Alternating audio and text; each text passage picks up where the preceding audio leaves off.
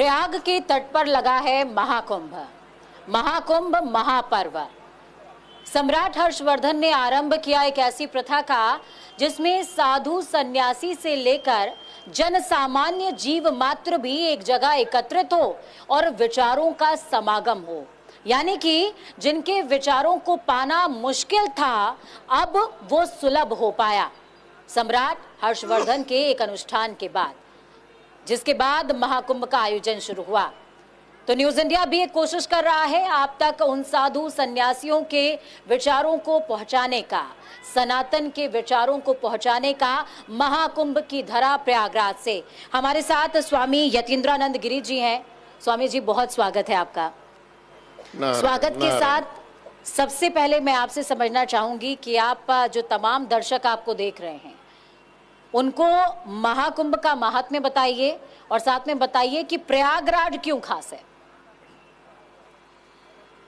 सर्वप्रथम मैं यहाँ पर हमारे आनंद अखाड़ा के आचार्य महामंडलेश्वर पूज्य बालकानंद जी, वैसे हमारे अनुज हैं लेकिन बहुत ही हमारे लिए श्रद्धा है क्योंकि आचार्य पद पर हैं, यहाँ उपस्थित हैं।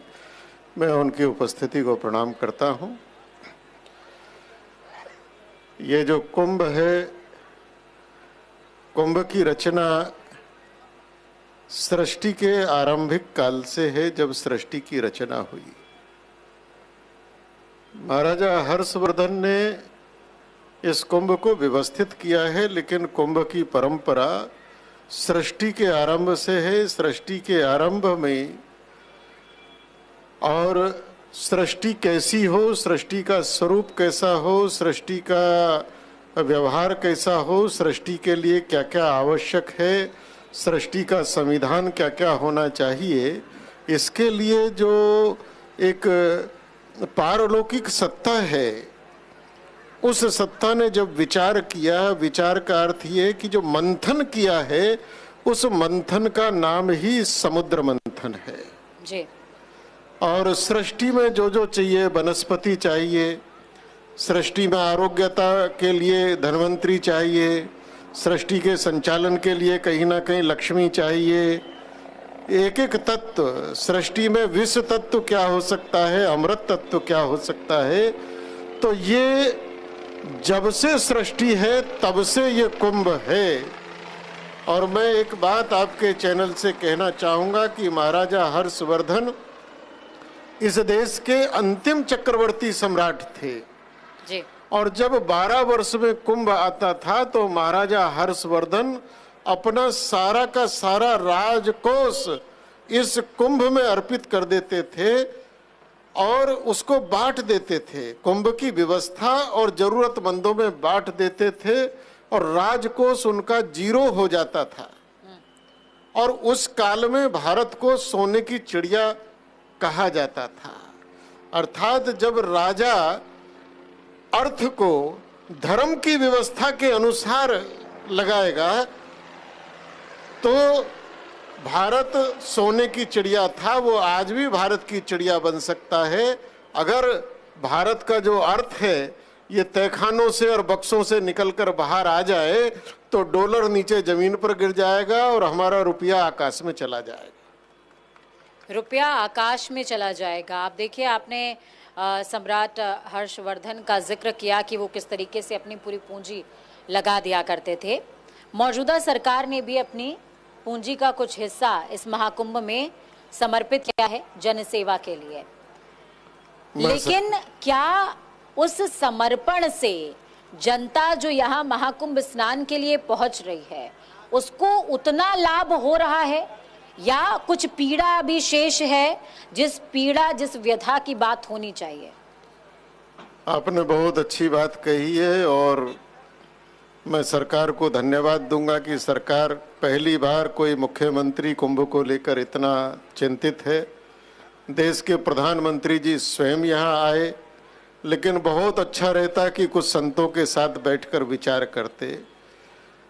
ये जो संगम का क्षेत्र है, इसका जो व्यवसायीकरण और वीआईपीकरण हुआ है, ये बहुत पीड़ा की बात है। व्यवसायीकरण और वीआईपी थोड़ा दूर करते और यहाँ पर संतों का क्षेत्र होता, संत यहाँ अनुष्ठान करते, भजन करते, यज्ञ होते तो बहुत अच्छा था।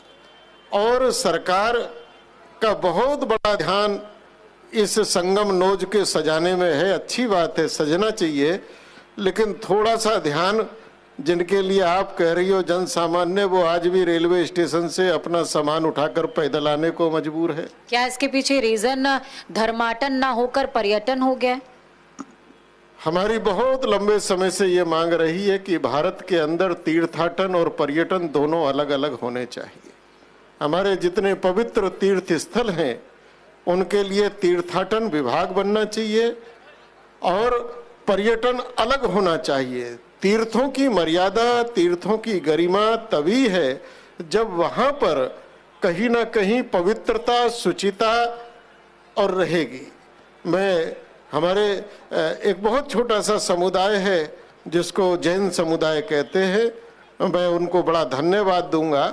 जब शिखर जी को पर्यटक स्थल बनाने की बात आई तो पूरे भारत का जैन समाज सड़कों पर आ गया, उसने उसको पर्यटन स्थल नहीं बनने दिया।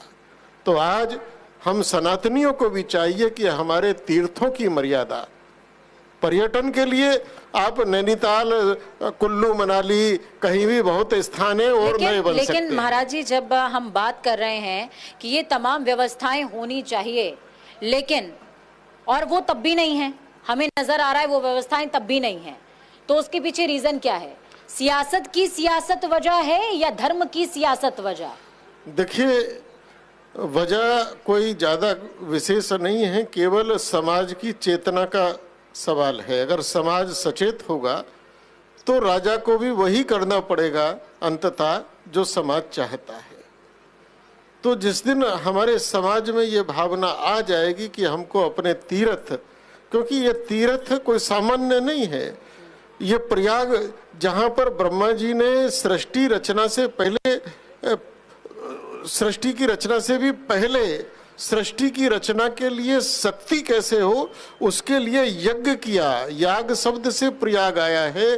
तो हमारे लिए प्रयाग का महत्व केवल दो नदियों का संगम नहीं है, यहाँ ब्रह्मांड की जो कॉस्मिक एनर्जी है, दिव्य ऊर्जा है, उसका फोकस कहीं ना कहीं संगम पर पड़ता है, वो कहीं दूसरी जगह नहीं हो सकता है। तो महत्व तो उस कॉस्मिक ऊर्जा जो विराट की एक दिव्य ऊर्जा है वो जिस बिंदु पर गिर रही है, तो महत्व तो उस ऊर्जा का है कि वह ऊर्जा बनी रहे और उसी ऊर्जा में एक डुबकी लगाने के लिए आप देख रहे हैं कि करोड़ों करोड़ों लोग खिंचे चले आ रहे हैं। महाराज जी, एक विषय और भी है, जैसे मुगल काल आया, मुगल काल में शाही सवारी, पेशवाई, शाही स्नान, इस तरह के शब्द बहुत प्रचलित हुए। लेकिन इस बार महाकुंभ में ये दो संयोग बने और दो सुधार किए गए कि उसका नाम अब अमृत स्नान हो, राजयोग स्नान हो और साथ ही नगर प्रवेश और छावनी प्रवेश कर दिया गया। इससे आप कितने सहमत हैं या ये सिर्फ शब्द का खेल है? मैं उत्तर प्रदेश सरकार को, विशेषकर योगी जी को इसके लिए धन्यवाद दूंगा कि हमारे अखाड़ों के प्रमुख, हमारे आचार्य और महामंडलेश्वरों ने ये इस बार प्रस्ताव रखा कि ये मुगलियाई शब्द यहाँ से समाप्त होने चाहिए और उत्तर प्रदेश सरकार ने उसको स्वीकार किया। मैं बहुत बहुत साधुवाद, बहुत बहुत धन्यवाद आदरणीय योगी जी को इस बात का निश्चित रूप से दूंगा। तो इसका मतलब ये कि योगी जी की व्यवस्था अच्छी है, पहले की जो सरकारें थी उनकी व्यवस्था ठीक नहीं थी। योगी जी ने तो इस इलाहाबाद को भी प्रयाग कर दिया, उसके लिए भी बहुत बहुत धन्यवाद है उनका। फैजाबाद को अयोध्या कर दिया, इसके लिए भी योगी जी बहुत कोशिश कर रहे हैं और हम चाहते हैं हम लोगों की जितनी भी थोड़ी बहुत साधना, उसकी तपस्या है संतों की, वो योगी जी के साथ लगे और योगी जी इस देश को सनातनी, फिर से सनातनी देश और हिंदुओं का देश बनाने में सक्षम हो सके, ऐसा हम योगी जी को अपनी साधना उनको अर्पित करते हैं। अभी मैं साध्वी सरस्वती से एक बात कर रही थी जिसमें उन्होंने सनातनियों का जिक्र किया और कहा कि जागृत होना चाहिए। आप कह रहे हैं कि सनातनियों को एकीकृत करने के लिए, उनके सुधार के लिए, सनातनी देश के निर्माण के लिए योगी आदित्यनाथ बहुत बेहतरीन काम कर रहे हैं, लेकिन क्या उन परिवारों तक सनातनी होने का एक्चुअल संदेश जो वेद वाचन का है, धर्म परायण होने का है, या संततियों से सनातन का संदेश सतत बढ़ता जाए उसका है, वो उस दिशा में जा रहा है, या फिर हमने अपने आप को सिर्फ त्रिपुंड या फिर ऊर्ध्वपुंडरीक चिन्हों के साथ सीमित कर दिया? देखिए, निश्चित रूप से भारत की सरकार नई शिक्षा नीति ला रही है। भारत एक समय विश्व गुरु कहलाता था, और विश्व गुरु इसलिए कहलाता था कि भारत में उस समय गुरुकुल होते थे। यहाँ मुगलों से पहले और विशेषकर अंग्रेजों से पहले हजारों बड़े बड़े गुरुकुल थे, और उस गुरुकुल में शिक्षित होकर हम दुनिया को मानवता का, अर्थ का, राजनीति का, न्याय का, सामाजिक शास्त्र का पाठ पढ़ाते थे। लेकिन अंग्रेजों ने आकर, मैकाले की शिक्षा पद्धति ने आकर हमारे गुरुकुलों की हत्या की है। आज आवश्यक है कि फिर से वह गुरुकुल परंपरा, चूंकि ये जो विधर्मी आए, इनका एकमात्र लक्ष्य था कि किसी की आत्मा को नष्ट कर दो, और उन्होंने हमारे जितने इस प्रकार के धार्मिक जगह थी, धार्मिक चिन्ह थे, हमारी सांस्कृतिक विरासत थी, उन सबको नष्ट करने का प्रयास करा। और मैकाले ने तो सबसे ज्यादा क्या करा कि हमारी बुद्धि को ही नष्ट कर दिया, हमारी बुद्धि को ही, हमारी मानसिकता को गुलाम बना दिया। लेकिन अब धीरे धीरे भारत जग रहा है।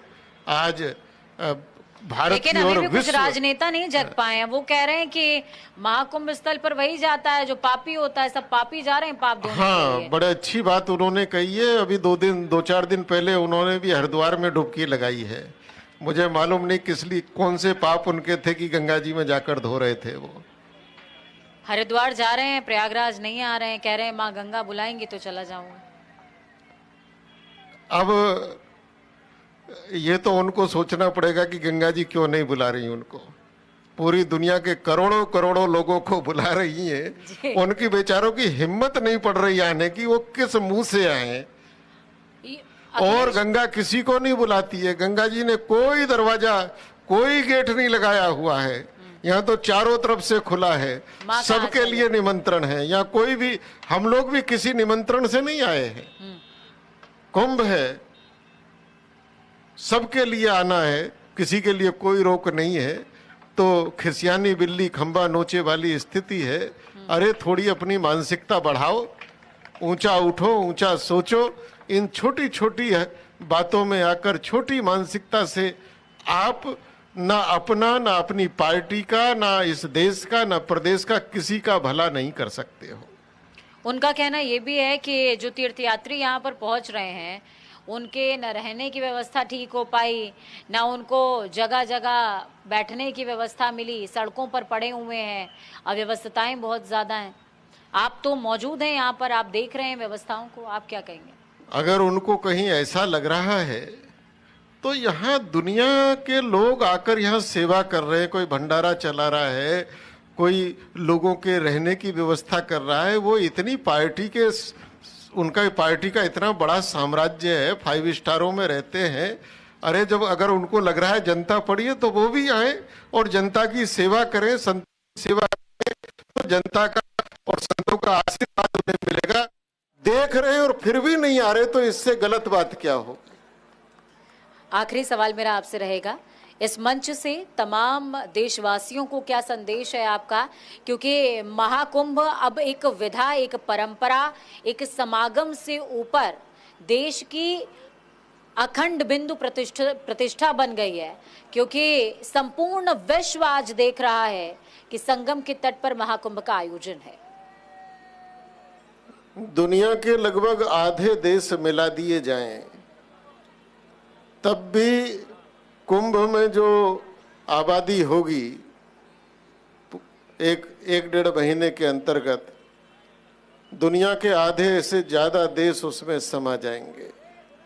आज दुनिया यही आश्चर्यचकित है कि एक देश की व्यवस्था चलाने में कितने पापड़ बेलने पड़ते हैं और एक टेम्परेरी शहर बसता है जहां 40 करोड़ तक लोग आते हैं और इतने आनंद के साथ रहते हैं, ठाठ के साथ रहते हैं। ये मैनेजमेंट कैसे होता है? ये कौन सी अलौकिकता है?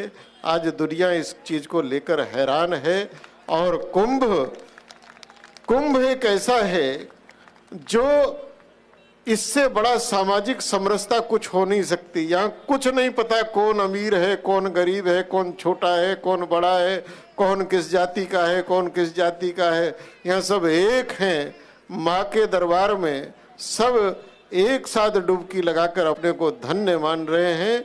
और जो यहाँ आ रहा है वो निश्चित रूप से ये पा रहा है कि कुछ तो यहाँ है। बिल्कुल। तो प्रयागराज जिसका कर्ण कर्ण इतना प्रभावशाली, जिसके स्पर्श मात्र से आपका जीवन और आपकी चेतना दोनों का संवर्धन हो जाएगा, सिंचन हो जाएगा। स्वामी यतीन्द्रानंद गिरी जी हमारे साथ थे, जिनके विचारों से आप रूबरू हो रहे थे। सनातन का संदेश इसी मंच से लगातार जारी है। हम बात प्रयागराज की कर रहे हैं, हम बात कुंभ समागम की कर रहे हैं, क्योंकि ये समागम सिर्फ नदियों का नहीं है, ये समागम सिर्फ देशवासियों का नहीं है, बल्कि विचारों का है, विधाओं का है, प्रथाओं का है और अंत में सनातन का है। वक्त यहाँ पर एक छोटे से ब्रेक का, बने रहिए हमारे साथ।